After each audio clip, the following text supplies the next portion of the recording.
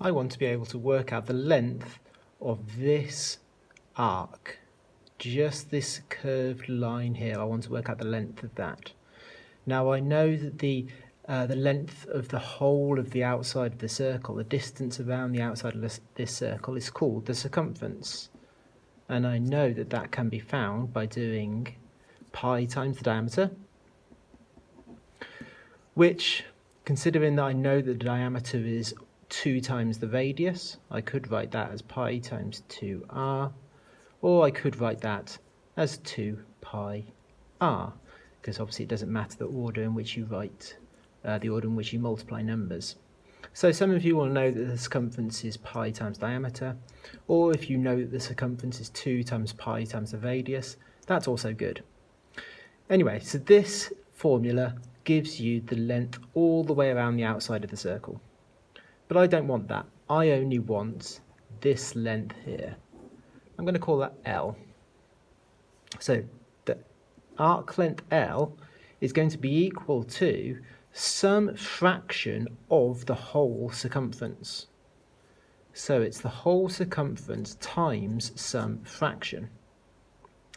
Now the fraction is going to depend on what this angle here is. I'll call this angle here theta, because that's the letter we usually use for missing angles. So I know that the angle all the way around this point is 360. That would be the whole circle. And so the fraction of the circle I have here is theta out of 360. So this is my formula for working out the arc length.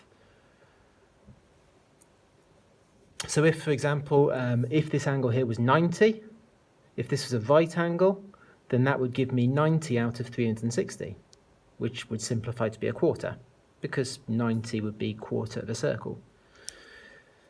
So in this example down here, here is a sector of a circle, and I want to work out the arc length here. What's this length here? I know the radius is 10, and I know that the angle is 25. So if I use the formula, 2 times pi times the radius, which in this case is 10, times the angle, which is 25, divided by 360, and if I type that into my calculator, I get to 2 decimal places 4.36 centimetres. So that is the length of this line, this curved line here, 4.36 centimetres. If the question had asked me to work out the perimeter, then I would need to work out the distance around the whole shape. So that would be 10 plus 4.36 plus 10, which would be 24.36 centimetres. So the distance around the whole thing would be 24.36 centimetres.